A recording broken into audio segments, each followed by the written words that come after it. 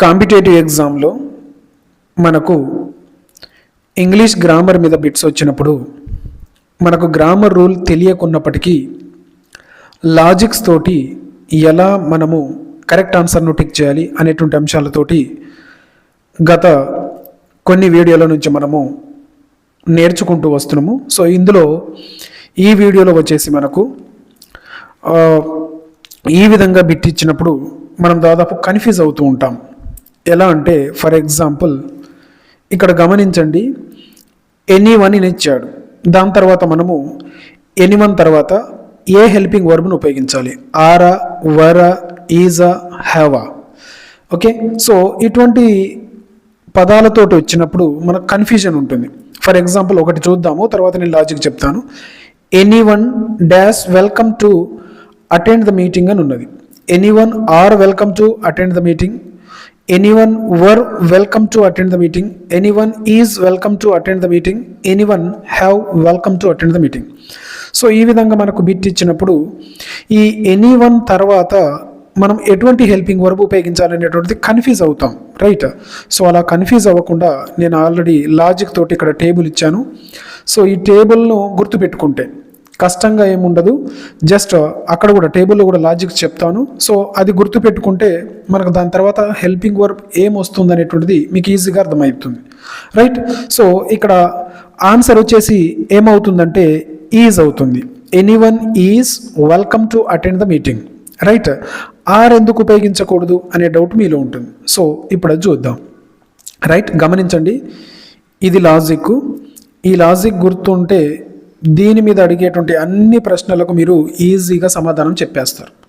So ఒకసారి ఆ logic చెప్తాను, గమనించండి, right? So anyone, anybody, anything, someone, somebody, something, everyone, everybody, everything, no one, nobody, nothing, each, either, neither, one. అటువంటి పదాలు కనుక ఇగో ఇక్కడ ఇస్తే ఈ ప్లేస్లో, ఓకే, ఇచ్చినప్పుడు మనము సింగులర్ హెల్పింగ్ వర్బ్ను ఉపయోగించాలి. అంటే ఆన్సర్లో ఏముండాలి, ఈజ్ కానీ, వాజ్ కానీ, హ్యాస్ కానీ, డస్ కానీ ఉండాలి. సో ఇప్పుడు ఇక్కడ గమనించండి, is, was, has, does. Is ఉందా, లేదు. ఈజ్ ఉందా, లేదు. ఇక్కడ ఉంది కదా is, so is.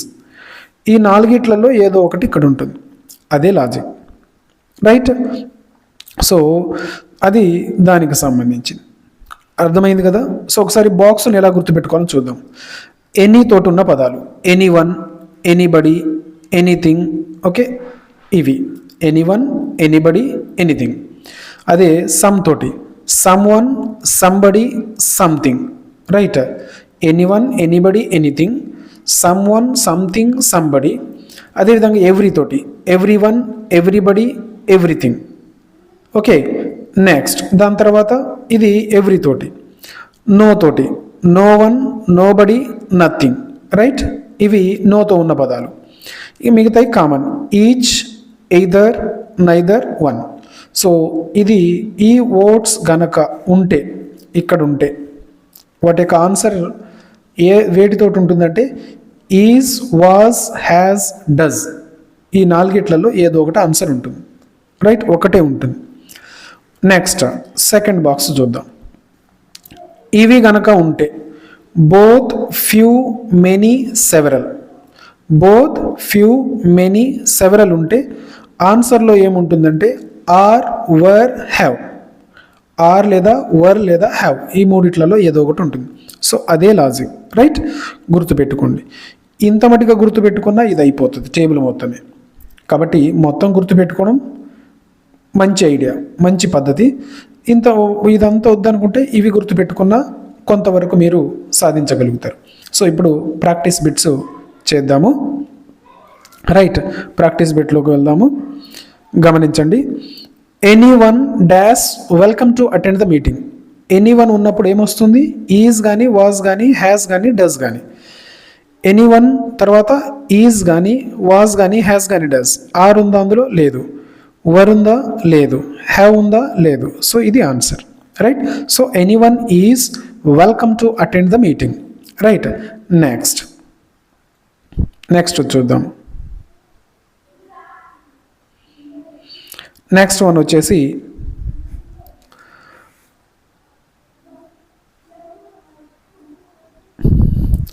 Somebody dash calling you. Somebody dash calling you. Somebody ఎక్కడుంది? ఇక్కడుంది. ఉంటే ఈజ్, వాస్, హ్యాస్, డస్ ఉండాలి. ఆర్ కాదు, వర్ కాదు, హ్యావ్ కాదు. Answer is. Somebody is calling you out side. Next everything. Every తోటి ఉన్న పదాలు చెప్పిన కదా, ఎవ్రీథింగ్. సో ఏముండాలి ఆన్సరు? వీటిలలో ఉండాలి. ఆర్ కాదు, వర్ కాదు, హ్యావ్ కాదు. Answer C. సో ఇది లాజిక్. సో ఆ బాక్స్ కనుక నేర్చుకుంటే ఈ ఇండెఫినిట్ ప్రొనౌన్ మీద కంపల్సరీ బిట్ అడుగుతాడు కాబట్టి జాగ్రత్తగా గుర్తుపెట్టుకోండి. నెక్స్ట్ ఇంకొన్ని చూద్దాం.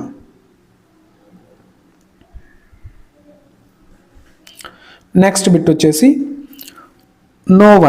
No one dash allowed to enter late. So no one ఎక్కడుంది? ఇందులో ఇక్కడుంది. నో వన్ ఉంటే ఇది ఉండాలి. రైట్. సో నో వన్ ఉంటే ఆర్ కాదు, వర్ కాదు. ఇక్కడ గమనించాలి మీరు. నెక్స్ట్ హ్యావ్ కాదు. Answer is. No one is allowed to enter late. Next fifth one చూద్దాము. Each student dash uniform. A uniform? Right. So ఇక్కడ గమనించండి, ఇది కొంచెం వేరేలా ఇచ్చాను. Wears, wearing, have. సో ఇది ఈచ్ ఎక్కడుంది మనకు? గమనించండి, ఇందులో ఈచ్ ఎక్కడుంది అంటే వీటిలలో ఉండాలి. కానీ ఇక్కడ ఏమి ఇచ్చాను నేను? వర్బ్ ఇచ్చాను. సో అంటే ఇది సింగులర్. సో వర్బ్ తోటి చేసేటప్పుడు లాస్ట్కు ఎస్ కానీ ఈఎస్ కానీ ఉన్నటువంటిది ఆన్సర్ అవుతుంది. రైట్. ఇది లేదా ఎస్ కానీ ఈఎస్ కానీ ఉన్నటువంటిది ఆన్సర్ అవుతుంది. ఇక్కడ ఉన్నటువంటిది ఎస్. సో ఆన్సర్ ఏమవుతుంది మనకంటే? వియర్స్ అనేటువంటిది ఆన్సర్ అవుతుంది. ఈ విధంగా కూడా అడుగుతాడు. ఇది రూల్ ఏంటిదంటే థర్డ్ పర్సన్ సింగులర్ ఉన్నప్పుడు వర్బ్కు ఎస్ కానీ ఈఎస్ కానీ యాడ్ చేస్తాము. సో ఆ రూల్ ప్రకారం కూడా బిట్టిస్తాడు కాబట్టి ఇది కూడా గుర్తుపెట్టుకోండి. కావాలంటే ఇంకోసారి చెప్తాను, గమనించండి. ఈచ్ అంటే దీనికి సంబంధించింది, అంటే సింగులర్ హెల్పింగ్ వర్బ్ ఉండాలి మనకు. కానీ ఇక్కడ వర్బ్ తోటి ఇచ్చినప్పుడు లాస్ట్కు ఎస్ కానీ ఈఎస్ కానీ ఉన్నటువంటిది కరెక్ట్ ఆన్సర్ అవుతుంది.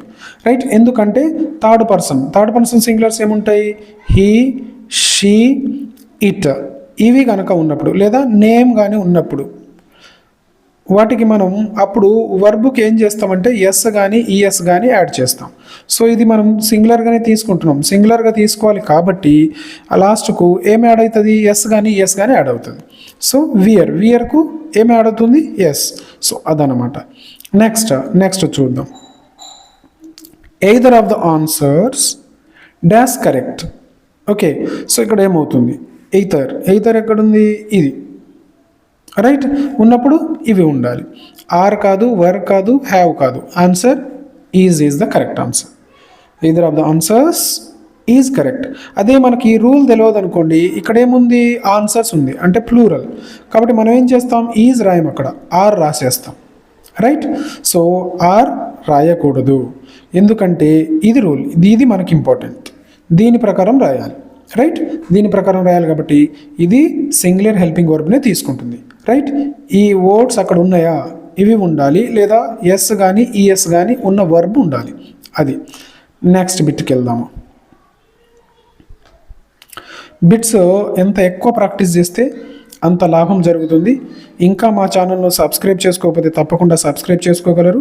ఈ మెటీరియల్ను మీకు కావాలి అనుకుంటే మా వాట్సాప్ గ్రూపులో జాయిన్ కండి. అక్కడి నుంచి ఈ మెటీరియల్ను మీరు డౌన్లోడ్ చేసుకోవచ్చు.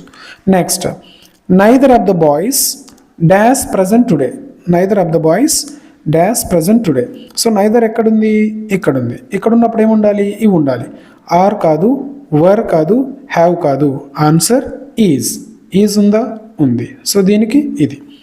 Neither of the boys is present today. Someone dash left A bag here. Someone dash left A bag. Someone ఎక్కడుంది? ఇక్కడ. అంటే ఆన్సర్ ఏమవుతుంది? ఈజ్ అనేటువంటిది లేదా హ్యాజ్ అనేటువంటిది, వాజ్ అనేటువంటిది, డస్ అనేటువంటిది ఆన్సర్ అవుతుంది. సో గమనించండి. సో హ్యాజ్ మనకు హ్యావ్ ఉంది, ఉండాల్సింది హ్యాజ్. సో కాదు. హ్యాడ్ కాదు. హ్యావింగ్ కాదు. So answer has. హ్యాజ్ ఉందా? ఉంది. సో ఇది answer. Someone has left a bag here. Next nothing. Nothing ఎందులో ఉంది మనకు? ఇందులో ఉంది. అంటే ఈ రూల్ ప్రకారం nothing dash impossible with hard work. Nothing are కాదు, వర్ కాదు, హ్యావ్ కాదు, is. Nothing is impossible with hard work. So logic తెలిస్తే ఇంగ్లీష్ గ్రామర్ ఇంత ఈజీగా ఉంటుంది, రైట్? ఇంకొన్ని ప్రాక్టీస్ చేద్దాము. అదేవిధంగా ఈ ప్రాక్టీస్ పేపర్లో దాదాపు ఒక 30 బిట్స్ దాకా ఉన్నవి. వీటిని నేను మళ్ళీ ఆన్లైన్లో నేను మీకు టెస్ట్ పెడతాను. యూట్యూబ్ లైవ్లో ప్రాక్టీస్ పేపర్ను దీన్ని అప్లోడ్ చేస్తాను, మీరు అక్కడ కూడా ప్రాక్టీస్ చేయవచ్చు, రైట్? సో ఇంకా మా ఛానల్ను సబ్స్క్రైబ్ చేసుకోకపోతే మాత్రం తప్పకుండా సబ్స్క్రైబ్ ఇప్పుడే చేసుకోగలరు. Everybody dash happy with the results. Everybody dash happy with the result. So everybody, everybody ఎక్కడుంది? ఇక్కడుంది, గమనించండి. సో ఎవ్రీబడి ఆర్ కాదు, వర్ కాదు, హ్యావ్ కాదు, is. One of. One of ఎక్కడుంది? వన్ ఆఫ్ గమనించండి, ఇందులోనే ఉంటుంది, రైట్? One, right? ఆ విధంగా వన్ తోటి ఉన్నటువంటి. One of the students dash absent today. One of the student dash absent today. So దీనికి ఆన్సర్ ఏమవుతుంది? ఆన్సర్ వచ్చేసి ఆర్ కాదు, వర్ కాదు, హ్యావ్ కాదు, ఏమవుతుంది? ఈజ్ అవుతుంది. ఒకవేళ ఈ రూల్ తెలియకపోతే ఇక్కడ స్టూడెంట్స్ ఉంది కాబట్టి, ఫ్లూరల్ కాబట్టి స్టూడెంట్స్ ఆర్ అని చెప్తాం, రైట్? ఆర్ కాదు, ఈజ్ వస్తుంది. ఇది చాలా చాలా ఇంపార్టెంట్ టాపిక్. సో తప్పకుండా వీటిని మీరు గుర్తుపెట్టుకోవాల్సింది ఉంటుంది. సో ఇవి కంపల్సరీ గుర్తుపెట్టేసుకోండి, రైట్? వీటి మీద కూడా ప్రాక్టీస్ బిట్స్ ఇచ్చాను, అవి కూడా ప్రాక్టీస్ చేస్తాము, right? Next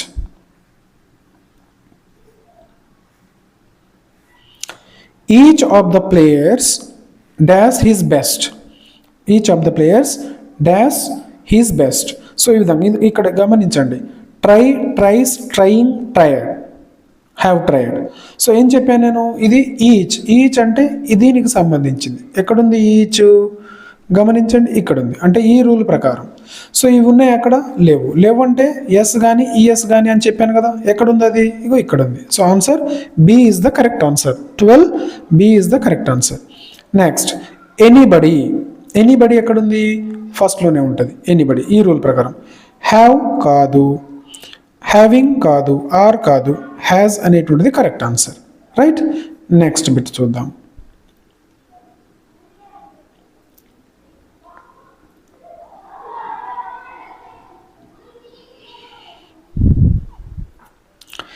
Everyone, right?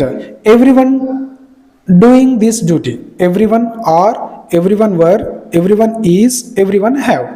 So everyone ఎక్కడుంది మనకు? గమనించండి, ఇక్కడ ఉంది. అంటే ఈ రూల్ ప్రకారం. So everyone is the correct answer. Something dash missing from the box. Something is missing from the box. Something are missing from the box. Something were missing from the box. Something have missing from the box. Something is missing from the box. ఎందుకంటే ఈ rule ప్రకారం, right? So is. Next